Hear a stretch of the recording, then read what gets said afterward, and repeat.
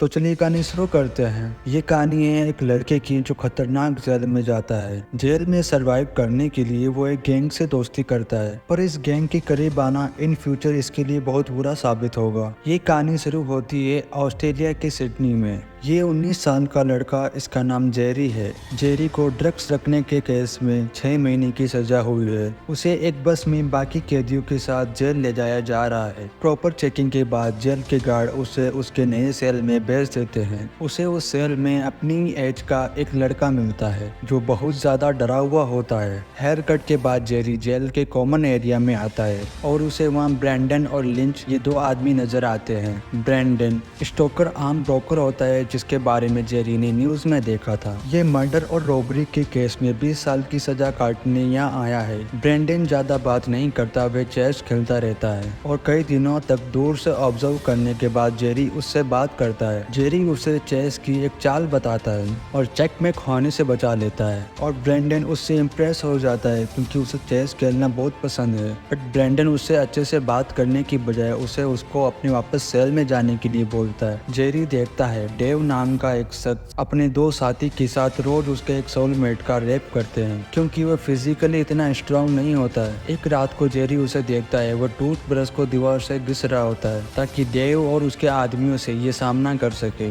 अगले दिन देव हर रोज की तरह उस लड़के को दबोचने आता है। जेरी अपने दोस्त से लड़ाई करने की एक्टिंग करने लग जाता है और गार्ड्स उन दोनों को सॉलिटरी कन्फाइनिंग में फेंक देते हैं और 2 दिनों तक जेरी उस लड़के को उनसे बचा लेता है। और सॉलिटरी से बाहर आते जेरी देखता है देव और उसके साथी फिर से उस लड़के को तंग कर रहे हैं और ब्रैंडन जेरी से कहता है इस जेल में तू अपने काम से काम कर और तू उस लड़के को बचाने की कोशिश मत कर वरना देव तेरे पीछे भी पड़ सकता है। फिर वह लड़का रोज रोज इन सब चीजों से तंग आकर रात में वो अपना गला काट लेता है। उस लड़के की मौत होने के बाद जेरी नोटिस करता है देव अब उससे अब्यूज करने का मन बना रहा है और जेरी उस लड़के की तरह टूथब्रश को शार्प करके लड़ाई के लिए रेडी होने लग जाता है। जब देव अपने 2 साथियों के साथ जेरी के पीछे आता है तब उसी वक्त ब्रैंडन बीच में आ जाता है। देव और उसके साथियों को दोनों को डराकर भगा देता है। ब्रैंडन जेरी के टूथब्रश का मजाक उड़ाकर कहता है देव और उसके आदमी राक्षस है तो इन्हें इस टूथब्रश से नहीं मार पाएगा। ब्रैंडन जेरी को कहता है जेल में कोई चीज फ्री नहीं होती और मैं यहाँ तुझे सिक्योरिटी दे सकता हूँ, पर तू 6 महीने बाद जेल से रिहा होगा तब तुझे मेरे लिए एक काम करना पड़ेगा। जेरी उससे सोचने के लिए कुछ टाइम मांगता है, पर अगले दिन देव और उसके आदमी पीछे से आकर उसके मुंह पर हाथ लगाकर उसको बाथरूम में ले जाते हैं और उसी वक्त ब्रैंडन वहां पहुंच जाता है और बहुत खतरनाक तरीके से देव और उसके साथियों को पीटता है। ब्रैंडन उसे वॉशरूम से बाहर ले आता है और देव के साथी देव को मारकर उसे फर्स्ट फ्लोर से नीचे फेंक देते हैं। हेड इंजरीज की वजह से देव मर जाता है। 6 महीने बाद जेरी अपनी सजा खत्म करके जेल से बाहर निकलता है और जेल में ब्रैंडन को किए हुए प्रॉमिस के अकॉर्डिंग वो उसके लिए काम करने लग जाता है। ब्रैंडन उसे एक क्राइम और सैम का एड्रेस दे के भेजता है और जेल से रिहा होकर जेरी सीधा सैम के ऑफिस जाता है। सैम को जेरी के आने की खबर पहले ही मिल चुकी होती है। वह उसे एक रहने के लिए आलीशान अपार्टमेंट और एक ब्रीफकेस देता है जिसमें ब्रैंडन का सामान होता है और उसे वहाँ एक अपनी ही एज का लड़का मिलता है जिसका नाम जॉश होता है, जिसे जेरी बिल्कुल पसंद नहीं आता। जेरी उस अपार्टमेंट में जाता है और ब्रीफकेस खोल के देखता है ब्रैंडन के लिए कपड़े और कुछ फेक पासपोर्ट और एक लोडेड पिस्तौल होती है। रात को एक लड़की जेरी का डोर नॉक करती है जिसका नाम ताशा होता है और वह अंदर आकर जेरी को कुछ कैश और एक सेल फोन देती है और जेरी को कहती है आगे तुझे क्या करना है वो तुझे इस फोन से पता चल जाएगा। 2 दिन बाद वह फोन रिंग होता है और एक एड्रेस पर जाकर विल्सन नाम के एक आदमी से मिलने को कहा जाता है। जेरी उस एड्रेस पर जाकर फिर विल्सन से मिलता है। विल्सन एक एक्स आर्मी ऑफिसर होता है, वह अकेले ही इस घर में रहता है। फिर वह जेरी को अलग अलग टाइप के हथियार दिखाता है जैसे शॉर्ट राइफल और रॉकेट लॉन्चर दिखाता है। फिर वह जेरी को एक खाली मैदान में ले जाता है और एक एक करके वह सारे हथियार चलाना सिखाता है। इसके बाद जेरी हथियार लेकर एक प्राइवेट कंपनी से शहर के ऊपर घूमने के लिए एक हेलीकॉप्टर बुक करता है और ऊपर हवा में आने के बाद जेरी उस पायलट को गन दिखाकर उसका रेडियो ऑफ करवा देता है और पायलट को उसी जेल की लोकेशन में चलने के लिए कहता है जहाँ ब्रैंडन बंद है। ब्रैंडन उधर जेल के अंदर स्टर्लो और मर्ल की मदद से लड़ाई कर एक गार्ड को होस्टेज बना लेते हैं और डोर ओपन करवाकर जेल के कॉमन एरिया में आ जाता है जहाँ जेरी इन्हें ले लेने आएगा। और तब उसी वक्त जेरी हेलीकॉप्टर के साथ जेल के कॉमन एरिया में आ जाता है। फिर जेरी ब्रेंडन के पीछे आ रहे गार्ड्स पर फायरिंग करता है। ब्रेंडन भी हेलीकॉप्टर पर चढ़कर एक शॉर्ट राइफल उठा लेता है। गार्ड्स के ऊपर फायरिंग करके स्टर्लो और मर्व को कवर फायरिंग देता है और वह सभी हेलीकॉप्टर में बैठकर वहां से भाग निकलते हैं। फिर वो लोग जेल से काफी दूर आ जाते हैं। फिर लैंडिंग के बाद पायलट के हाथ बांध के उसे वह जिंदा छोड़ देते हैं। वहाँ एक कार खड़ी होती है। उस कार में उन तीनों के लिए नए कपड़े होते हैं। फिर वह कपड़े चेंज कर कार में बैठ के वो शहर की तरफ आ जाते हैं। फिर मर्व खाना लेने के लिए कार से बाहर निकलता है। कार के रेडियो पर जेल से भागने की 3 कैदियों की न्यूज आ रही होती है। उन्हें तब पता चलता है मर्व एक बच्चे के रेप केस में सजा काट रहा था। ये बात ब्रेंडन को मालूम चली। फिर ब्रेंडन उसे खूब मारता है क्योंकि उसने अपनी सजा कुछ और बताई थी। फिर उसे वहीं छोड़कर अपने ग्रुप से निकाल देता है। फिर वह लोग सैम के दिए हुए अपार्टमेंट में चले जाते हैं। फिर यहाँ आने के बाद सैम के भेजा हुआ वो सूटकेस देखता है। उसमें से ब्रेंडन अपनी एक पिस्तौल निकाल लेता है। शाम को वो तीनों सैम के घर एक पार्टी में जाते हैं जहाँ सैम द रेडमैन को आजाद देखकर बेहद खुश होता है। फिर वह उसे रिफाइनरी से करोड़ों की गोल्ड ब्रेक छुड़ाने का असेसमेंट देता है। उसी पार्टी में फिर से जेरी को ताशा नजर आती है। फिर वह दोनों एक दूसरे से बातें करने लगते हैं। फिर जॉस को जेरी का ताशा के करीब आना पसंद नहीं आता है। फिर वह उसे पूल में धक्का मार देता है। जेरी को स्विमिंग करना नहीं आता।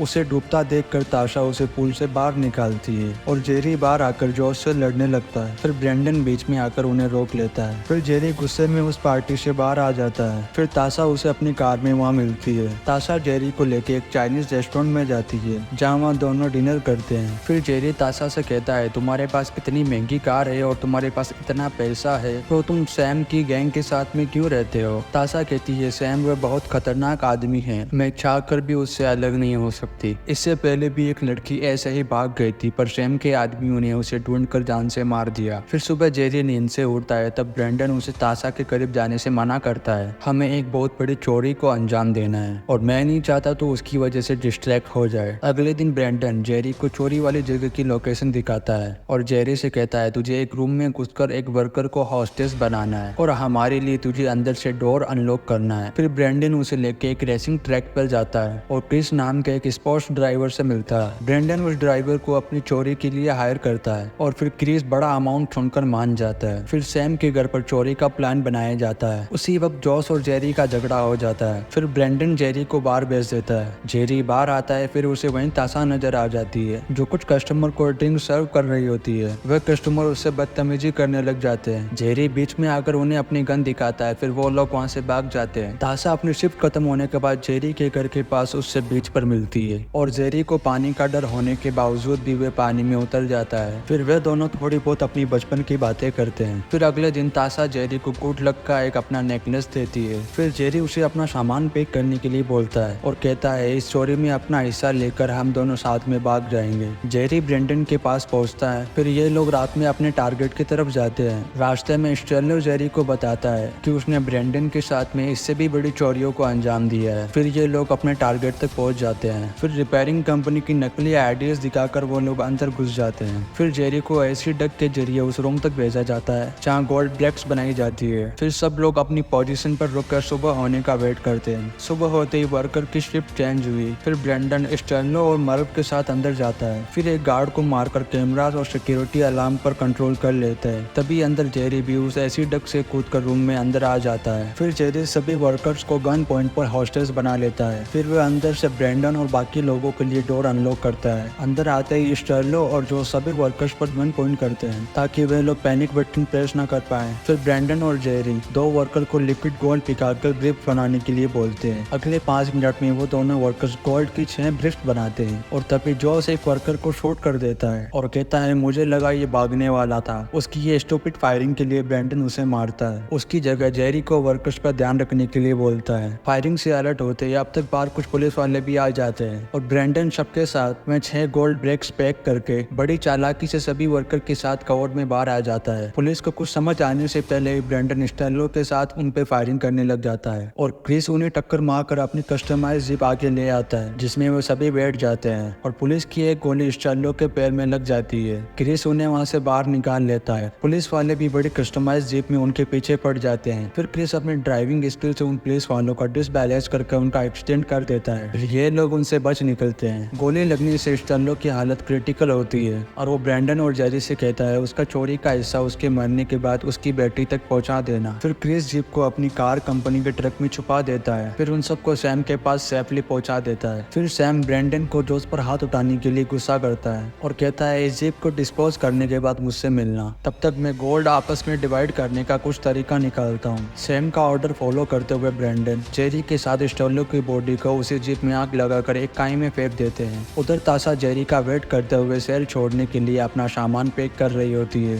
और तब सैम का एक टेंट नाम का आदमी उसके घर आता है। वो उसे मारने के लिए ट्राई करता है पर ताशा उसे इंजर्ड करके अपने घर से बाहर निकल जाती है और जेरी को मैसेज करती है। सैम को सब पता है उसने हमें डबल क्रॉस किया है और वो वहाँ पहुंचकर देखते हैं उनके घर के बाहर पुलिस खड़ी होती है। इनके घर का एड्रेस सैम ने ही पुलिस को दिया होता है। पुलिस इनके घर को चारों तरफ से घेर रही होती है। फिर वे दोनों वहाँ से भाग निकलते हैं। फिर ब्रेंडन जेरी के साथ एक कब्रिस्तान में जाता है। फिर वो अपने छुपाए हुए पैसे निकालता है। फिर वो जेरी से कहता है हम इन पैसों से मेलबर्न शहर जाएंगे क्योंकि सैम अपना गोल्ड बेचने वहीं आएगा। फिर जेरी ताशा को भी अपनी ट्रेन नंबर और सीट नंबर मैसेज कर देता है। फिर ताशा और जेरी उसी ट्रेन में मिलते हैं। ब्रेंडन के साथ वो दोनों मेलबर्न शहर आ जाते हैं। मेलबर्न शहर आकर देखते हैं गोल्ड चोरी के लिए उनका चेहरा न्यूज में आ रहा होता है पर सैम और जोश का इसमें कहीं जिक्र नहीं होता है। फिर ब्रेंडन ताशा को खाना लेने के लिए बाहर भेजता है। फिर उसके बाहर जाने के बाद ब्रेंडन जेरी को समझाता है उसके साथ इमोशनल होना सही नहीं है क्योंकि फ्यूचर में वो उसके लिए प्रॉब्लम क्रिएट कर सकती है। ब्रेंडन जेरी को पैसे देता है और कहता है ये पैसे ताशा को देकर उससे तू अपनी जान छुटा ले क्योंकि वो इसी टाइप की लड़की है। फिर ताशा उन दोनों की बात सुन लेती है और गुस्से में वहाँ से बाहर भागती है। फिर जेरी भी उसके पीछे बाहर भागता है और उसे समझाने की कोशिश करता है वो इसके बारे में ऐसा नहीं सोचता है। फिर ताशा उससे ब्रेकअप करके उससे बोलती है एक दिन काम पूरा होने पर ब्रेंडन तुझे भी छोड़ देगा और वो भरोसा करने लायक नहीं है। ब्रेंडन जब उस होटल रूम में अकेला होता है वैन नाम का आदमी गन के साथ उसके रूम में घुस जाता है। वैन मेलबर्न का ये गैंगस्टर होता है जो ब्रेंडन से कहता है सैम ने तेरे नाम की सुपारी दी है। ब्रेंडन उसे बिना डरे समझाता है उसने करोड़ों की गोल्ड के लिए उसे डबल क्रॉस किया है। फिर वो उसे सैम के रिवॉर्ड के 5 गुना ज्यादा पैसे देने का प्रॉमिस करता है और गोल्ड ढूंढने में उसकी मदद मांगता है। फिर ब्रेंडन एक खबरी से पता कर लेता है सैम को गोल्ड के लिए कुछ रशियन बायर्स मिले हैं, उनसे मिलने आज वो मेलबर्न आने वाला है। फिर वो जेरी के साथ उस जगह जाता है जहाँ जॉस और कैंट वो डील करने आए होते हैं। तभी वेन आकर अपनी कार से उन्हें टक्कर मारता है और ब्रेंडन के साथ मिलकर उनके ऊपर फायरिंग करने लगता है। इस फायरिंग में सैम का वो आदमी कैंट मारा जाता है और रशियंस भाग जाते हैं और ब्रेंडन और वैन जॉस को पकड़ लेते हैं। फिर जॉस गोल्ड की लोकेशन बताने से मना कर देता है। फिर वैन के आदमी उसे मारने की जगह बिना कपड़े के उसे एक फ्रीजर में बंद कर देते हैं। फिर जॉस ठंड से कपकपाते हुए कुछ ही मिनटों में गोल्ड की लोकेशन बता देता है। फिर ब्रेंडन और जेरी को गोल्ड के वो ब्रीफ केसेस मिल जाते हैं। फिर वो उन्हें लेकर अपने होटल में आ जाते हैं। फिर वो दोनों अपना लुक चेंज कर मेलबर्न से सिडनी आ जाते हैं। फिर सैम के ऑफिस जाकर उसे जान से मार डालते हैं ताकि सैम उनके कभी पीछे ना आ पाए। सैम को मार के ब्रेंडन और जेरी एक होटल में रहने लगते हैं जहाँ ब्रेंडन एक बेड के नीचे वो अपने ब्रीफ केसेस रख देता है। अब ब्रेंडन का बिहेवियर बिल्कुल चेंज हो जाता है और अब वो जेरी पे नजर रखने लगता है। उसे डर होता है कहीं जेरी गोल्ड लेकर भाग ना जाए। फिर जेरी एक दिन अपने रूम की चाबी ताशा को सीक्रेटली मेल कर देता है। फिर ब्रेंडन और जेरी एक नई बोट खरीदते हैं ताकि पानी के रास्ते इस देश से बाहर निकलकर अपनी जिंदगी की एक नई शुरुआत करे। पर बोट पर आकर ब्रेंडन जेरी से अलविदा कहता है और उसे एक गोल्ड ब्रेक देकर बोट से उतरने को कहता है। जेरी ने इस डबल क्रॉस को सेंस कर लिया होता है। फिर वह उसे कहता है उन ब्रीफ केस में गोल्ड है ही नहीं और गोल्ड अब ताशा के पास में है। ब्रेंडन को यकीन नहीं होता, वह अंदर जाकर ब्रीफ केस चेक करता है जिसमें गोल्ड की जगह लोहा भरा होता है। फिर वो बाहर आकर जेरी पर गन पॉइंट करता है पर तभी ताशा उसे बीच पर से कॉल करती है और कहती है जेरी को अगर नुकसान पहुंचाए तो वो सारा गोल्ड रख लेगी और पुलिस को उसकी लोकेशन बता देगी। ब्रेंडन को समझ नहीं आता कि गोल्ड गायब कैसे हो गया। तब जेरी उसे बताता है उसने और ताशा ने कभी ब्रेकअप किया ही नहीं था और ताशा मेलबर्न वाली फ्लाइट में ही उनके साथ में वापस आई थी। तब जेरी ने चुपके से अपने रूम की एक चाबी ताशा को भेजी थी। जब वह दोनों सैम को मारने गए तब उनके रूम में घुसकर ब्रीफ केसेस में गोल्ड बाहर निकालकर लोहा भर दिया था। ब्रेंडन अपने ही गेम में डबल क्रॉसिंग के लिए बहुत शर्मिंदा होता है और गुस्से में वो जेरी को लेकर पानी में कूद जाता है और जब वो रियलाइज करता है जेरी को स्विमिंग करना नहीं आता तब वो उसे पानी से निकालकर बोट पर लाता है। तब जेरी उसे कहता है वो सारा गोल्ड हड़पना नहीं चाहता क्योंकि ब्रेंडन से उसने बहुत कुछ सीखा है और वो बस गोल्ड को आधा आधा डिवाइड करना चाहता है। ब्रेंडन उससे पूछता है वो इतने गोल्ड के साथ ताशा पर भरोसा कैसे कर सकता है। जेरी कहता है हम दोनों एक दूसरे से प्यार करते हैं इसीलिए। जेरी उसे आधा गोल्ड डिलीवर करने का वादा करके उस बोट से ताशा के पास बीच पर आ जाता है और वो दोनों बेहद खुश होते हैं क्योंकि उनका प्लान वर्क कर गया। फिर हम ब्रेंडन को एक लॉन्ड्री में जाता देखते हैं जहाँ वो अपने कपड़े वॉश करवाने आया होता होता है और उसी लॉन्ड्री में बैठी एक लेडी न्यूज़पेपर में देखा हुआ चेहरा ब्रैंडन का पहचान लेती है और उसी वक्त वो पुलिस को इन्फॉर्म कर देती है